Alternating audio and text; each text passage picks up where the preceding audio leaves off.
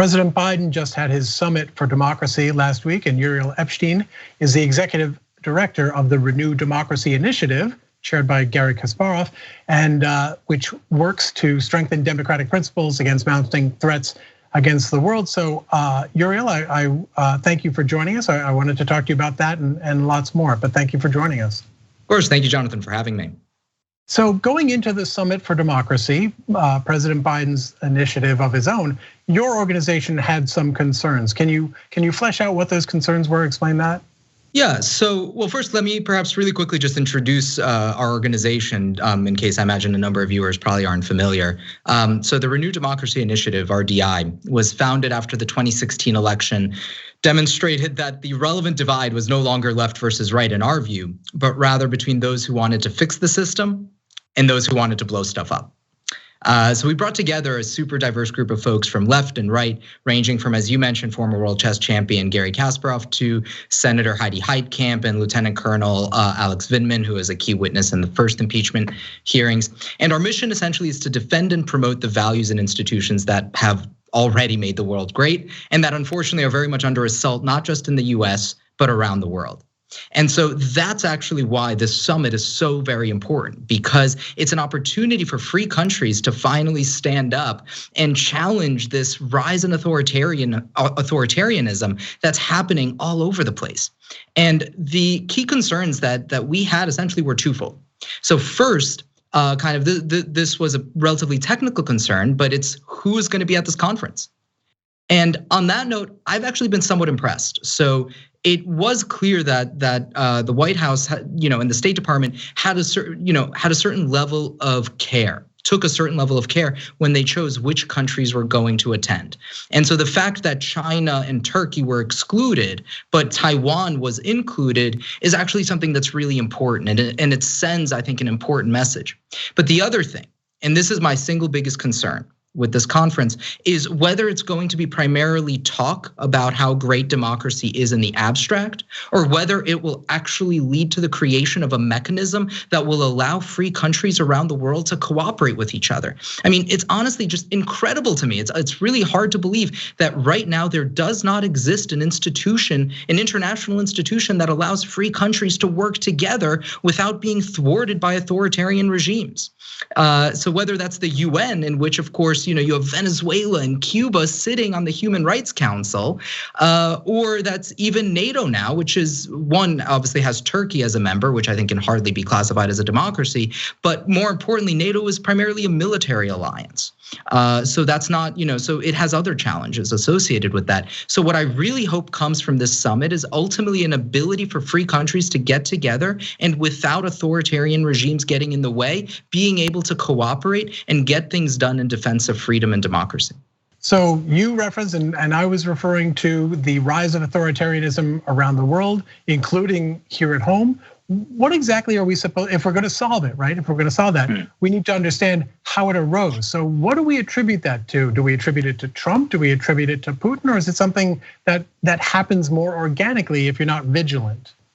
Yeah, I mean, I think it's really the latter. I mean, Trump and Putin, however much power they have and however terrible they may be, are ultimately opportunists, right? They take existing opportunities and they take advantage of them.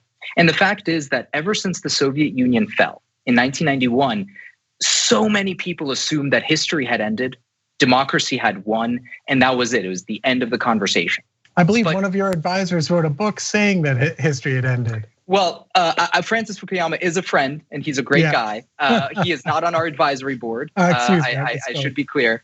But that having been said, look, he wasn't alone, right? He wasn't the only person who said or thought this. I mean, this was thought by, I think, almost everybody really in the chattering class and, among the, maybe not you, but you then must have been smarter than 95% of political commentators. So kudos.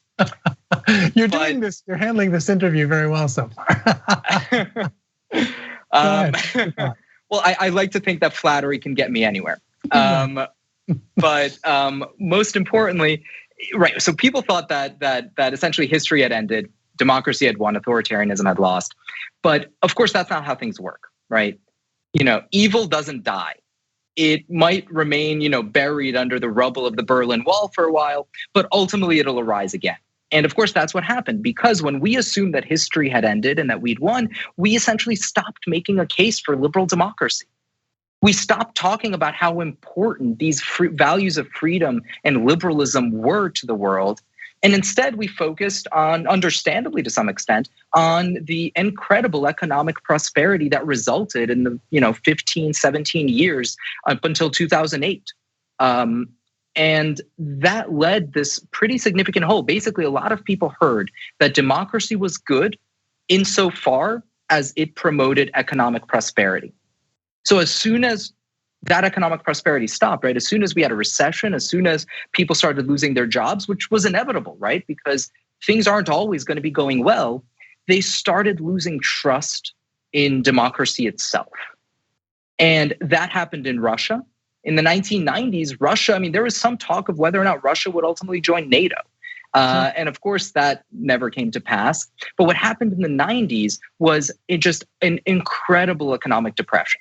In Russian, the 90s were called the wild, wild 90s because there was mafia rule. People had lost their life savings. Everything was essentially collapsing. And they associated that with democracy. So then when Putin came into power, he instituted some form of order, but most importantly, he got very lucky with oil prices, where he came into office right as oil prices started going up and people started seeing their fortunes rise. They associated that rise in fortunes with the authoritarianism practiced by Putin, which is why it's so important for us and why we're so focused on this at RDI, is to make a case for liberal democracy, not just because it leads to prosperity, which of course we believe it does, but also because it's valuable in its own right. It is what enables us to be free. It's what enables us to disagree with one another. I have no doubt that ultimately you and I will disagree with one another, but the very thing that allows us to do so constructively is the system that exists in the US, which allows people to disagree without having to worry about consequences. So you did refer earlier to your organization as sort of spanning the political spectrum, but I think especially TYT viewers are not going to say, well, when I think of the left, Heidi Heitkamp is certainly the first person who comes to mind, right? We're talking about a centrist, possibly blue dog Democrat here. So, and in looking at some of the folks who are involved, the Lincoln Project came to mind, right? And my whole thing with the Lincoln Project was, this looks to me like folks who are essentially conservative, but are not Trump or MAGA, trying to redeem conservatism from MAGA world. And it's hard for me not to look at an organization such as yours, which seems to be quite well funded, has any number of big names, Bill Kristol, Jen Rubin, who come from that sort of never Trump world. So when people look at this, what do you say to skeptics like myself who say this is about redeeming a certain core of economic values and just ensuring that conservatism doesn't go down with Donald Trump? Well, first and foremost, I'd just like to say that I'm flattered that you think we're well funded. So that's. I looked at your staff page. You have a staff. We also have. Well, yes. But setting that aside for a moment, looking at the board. So first and foremost, what I'll say is our priority is not about redeeming any particular political ideology on the left or the right, but rather it's about bringing diverse ideologies together in the center, as you pointed out, but most importantly, in defense of democracy. Mm-hmm. So while we do believe that a free market is something that's essential, whether somebody believes in a single payer system and universal health care, whether they're against it, they're for it, that's all fine. I have no problem with any of those beliefs, and RDI as an organization does not take a stand on them. Our priority is that the system that we have in place is one where we can efficiently and effectively disagree about those things and come to solutions without actually breaking the thing itself, right? Without actually breaking the system. The metaphor that I often use is our job is to set the table. What you want to eat is ultimately up to you. So I think that's an incredibly important place for RDI, for there to be an organization playing that role, which can take sort of people from an incredibly diverse array of positions and bring them together around that table. Now, of course, ultimately, yes, I mean, we do believe in a certain level of, we believe in certain free market elements that exist and other things, but our core, I'd say the core element of RDI is all about making sure that different people can come together in a system that is consistently able to resolve their disagreements in a peaceful and fair way. I want to switch tacks a little bit and ask you about the social aspect of this. I saw in I guess it was an op-ed maybe by you or by the Renew Democracy Initiative that sort of lumped together, like on one side we've got the January 6th attackers who are making dictators happy around the world. On the other side, we have people claiming that oppression is built into the fabric of America, and that's making foreign dissidents cringe, I think was the phrase. And to me, it seems like the ability to recognize how oppressive elements were baked into the American project from the get-go, and I'm sure you know the examples as well as I do, the ability to recognize that and call that out, to me, that's always been the thing that has most made America great and has inspired dissidents. So I sort of was a little surprised, and that was part of what made me think about your politics. So I'm wondering if you can address that a little bit. And then I do want to hear a little bit more about how do we fix this? Right, well, first, I mean, that's actually a really good question. So I really appreciate you asking it. And so I think what you're citing is the letter that was signed by 52 dissidents from 28 oppressive countries as part of our Front Lines of Freedom project. And what is, so, I mean, obviously I don't have to talk about how awful and terrible January 6th was.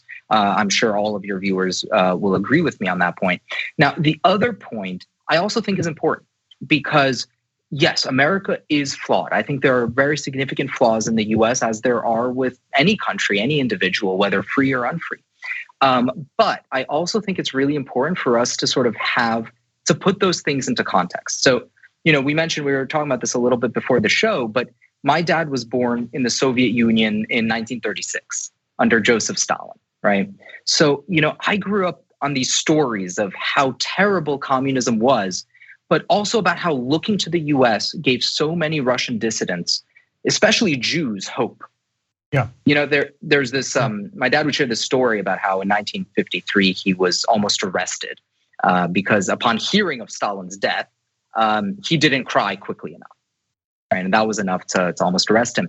And so even though I was born here, I saw America through the eyes of my parents. Right. So the thing that you're citing, and the reason we talk about this is because self-reflection, we believe, is incredibly important. Recognizing the flaws of America is critical, but self-flagellation actually can very quickly become problematic. That's a line we all have to walk. That's absolutely right. Uriel Epshtein from the Renew Democracy Initiative, thank you so much.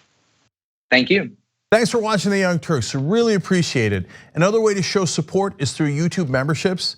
You'll get to interact with us more. There's live chat emojis, badges. You've got emojis of me, Anna, John, JR. So those are super fun. But you also get playback of our exclusive member-only shows and specials right after they air.